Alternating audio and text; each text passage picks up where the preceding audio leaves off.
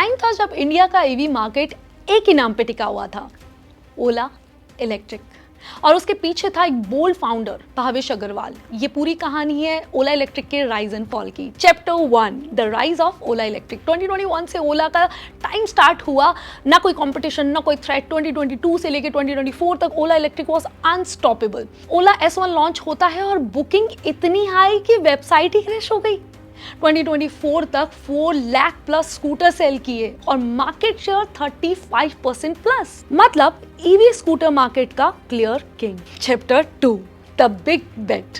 भावेश अग्रवाल का vision simple था, petrol खत्म, EV future. Giga factory, software driven scooters, fast expansion और बड़े बड़े कमिटमेंट्स। सब कुछ अग्रेसिवली स्केल हो रहा था, बट फास्ट ग्रोथ का एक हिडन रिस्क होता है, execution pressure. Chapter 3, the shocking fall. और फिर नंबर बदलने लगे। 2026 तक सिचुएशन ये हो गई कि मार्केट शेयर 35% से 5% तक आ गया।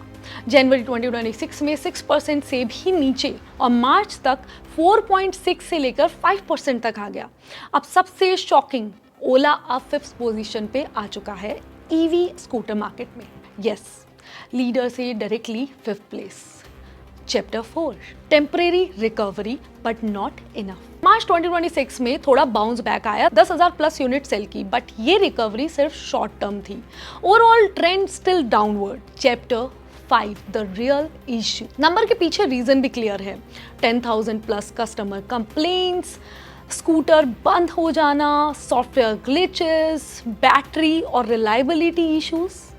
और ईवी में एक चीज सबसे इंपॉर्टेंट होती है, trust. Chapter 6, service failure.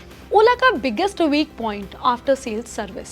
Limited service centres, delayed repairs, week तक waiting, customer frustration, social media outreach, brand damage. Chapter 7, the Kunal Kamra controversy. इसको कैसे भूल सकते हैं। फिर एंट्री होती है कुणाल कामरा की। उन्होंने ओला स्कूटर इशू पर जोक और क्रिटिसिज्म किया और फिर भावेश अग्रवाल ने डायरेक्टली इस पर रिस्पॉन्ड किया, जो कि सबसे बड़ी गलती थी। पब्लिक आर्ग्यूमेंट स्टार्ट हो गया, सिचुएशन कुछ और थी, प्रॉब्लम कुछ और थी। अब ये ब्रांड वर्सेस कॉमेडियन बन गया था, जबकि ये इशू कुछ और था। कोर इशू से फोकस हट गया, नेगेटिव पब्लिसिटी और ज़्यादा एम्पलीफाई हो गई और ज़्यादा वर्स्ट सिचुएशन में ओला इलेक्ट्रिक आ गया।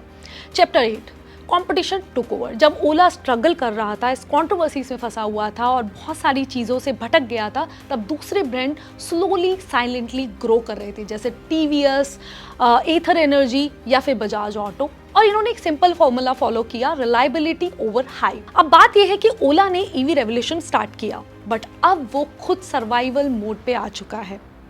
35% से 5% तक की जर्नी, किंग से 5th पोजीशन। ये सिर्फ डाउनफॉल नहीं है, ये एक वार्निंग है।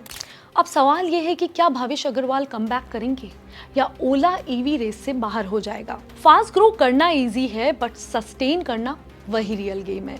और यहीं पे मुझे लगता है कि ओला इलेक्ट्रिक ने बहुत सारी चीज़ों में गलतियां की है। कुछ चीज़ें अच्छी की है, लाइक जब कोई ड्रीम था ही नहीं, जब लोगों को पता भी नहीं था इसके बारे में, या कोई भी दूसरा बड़ा ब्रांड इस इंडस्ट्री में घुसने से डर रहा था, उस टाइम ओला ने ये चीज़ स्टार्ट की और उनको फ़ायदा भी मिला।